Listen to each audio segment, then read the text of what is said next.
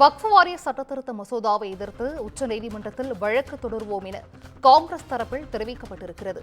கூடுதல் விவரங்களை செய்தியாளர் காவ்யா வழங்கிட கேட்கலாம். காவ்யா, வணக்கம். இது குறித்தான் முழு விவரங்கள்.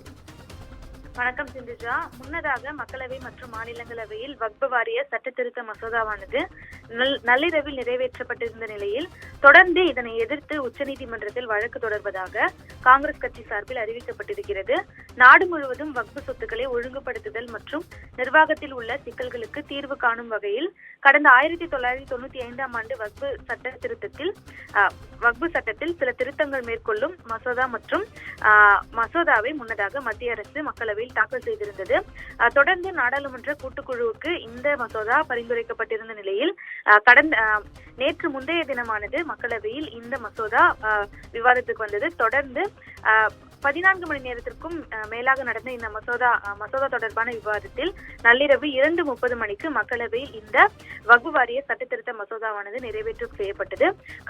எதிர்க்கட்சிகளின் கடும் எதிர்ப்புக்கு மத்தியில் இந்த மசோதா நிறைவேற்றப்பட்டது குறிப்பிடத்தக்கது.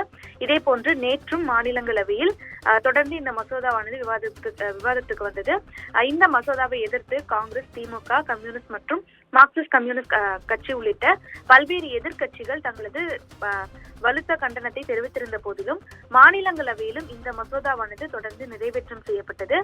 தொடர்ந்து மாநிலங்களவையை பொறுத்தவரை மசோதாவுக்கு ஆதரவாக 128 எம்பிக்களும் எதிராக 95 எம்பிக்களும் வாக்களித்தனர்.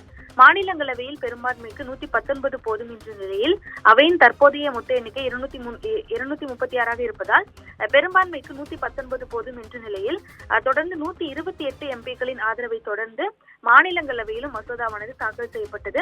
இந்நிலையில் இன்றுடன் நாடாளுமன்ற கூட்டத்தொடரானது நிறைவடையக்கூடிய நிலையில் தொடர்ந்து இந்த மசோதா விரைவில் சட்டமாகும் எனவும் தெரிவிக்கப்பட்டிருக்கிறது.